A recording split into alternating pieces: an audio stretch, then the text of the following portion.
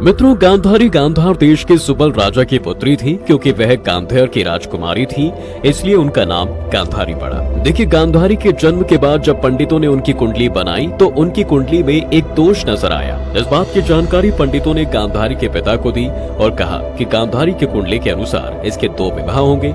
उसके पहले पति की मौत विवाह के तुरंत बाद निश्चित है। अब इस समस्या के समाधान के रूप में यदि गांधारी का विवाह पहले एक बकरे से करवा दिया जाए और बाद में उसकी बलि दे दी जाए, तो ऐसा करने के बाद गांधारी की कुंडली से विधवा होने का दोष हट जाएगा। इसके बाद राजकुमारी की शादी किसी राजकुमार से की जाएगी तो ये उचित होगा। गांधार देश के राजा सुबल ने पंडितों की बात मानकर ऐसा ही किया।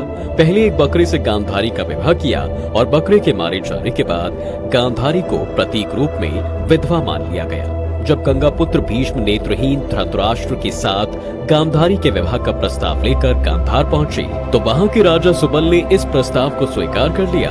कहा यह भी चाहता है दोस्तों कि धृतराष्ट्र से गांधारी का विवाह उनकी इच्छा के विरुद्ध और विवशता में किया गया था। अंधे महाराज धृतराष्ट्र से भीष्म ने गंधार नरेश की राजकुमारी का बलपूर्वक विवाह कराया था। विवाह से पूर्व गांधारी को नहीं पता था कि धृतराष्ट्र दृष्टिहीन है, लेकिन अपने माता पिता की लाज रखने के लिए उसने शादी कर ली। जब गांधारी का विवाह नेत्रहीन धृतराष्ट्र से हुआ, तभी से इन्होंने अपनी आंखों पर पट्टी बांध लेने का निश्चय कर लिया। इन्होंने सोचा कि जब मेरे पति नेत्रहीन हैं, तब मुझे भी संसार को देखने का कोई अधिकार नहीं है। इन्होंने ससुराल में आते ही अपने श्रेष्ठ आचरण से पति एवं उनके परिवार को मुक्त कर लिया था।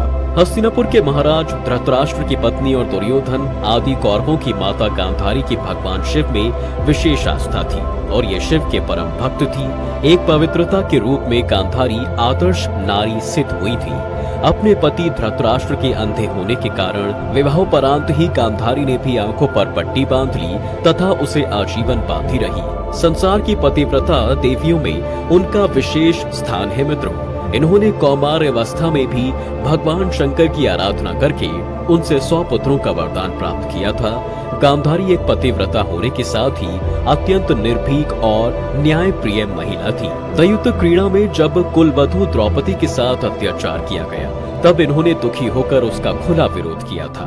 गांधारी के विधवा होने की बात धृतराष्ट्र को नहीं पता थी। कहा जाता है कि जब धृतराष्ट्र को इस बात का पता चला तो वे बहुत क्रोधित हुए। उन्होंने इसके लिए राजा सुबल को जिम्मेदार ठहराया और राजा सुबल के साथ उनके पूरे परिवार को कारागार में डलवा दिया। कारागार में उन लोगों को खाने के लिए केवल एक व्यक्ति का खाना दिया जाता था।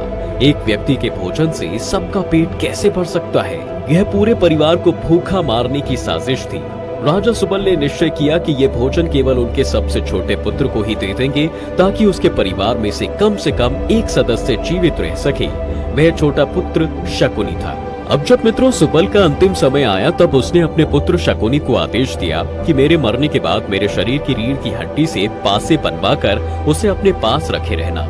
अपनी अंतिम इच्छा के रूप में सुबला ने धृतराष्ट्र से शकुनी की रिहाई मांगी, जो उसने स्वीकार कर ली थी। बाद में शकुनी ने धीरे धीरे कौरवों और पांडवों के बीच दरार पैदा की और जब उनके बीच जुए का खेल हो रहा था, तब उसने सुबला की रीढ़ की हड्डी का बना पासा ही इस्तेमाल किया था। ऐसा कहा जाता है मित्रों कि विवाह के समय गांधारी के साथ उनका भाई शकुनी और आय में बड़ी उनकी एक सखी हस्तिनापुर आई थी और दोनों यहीं पर रह गए थे।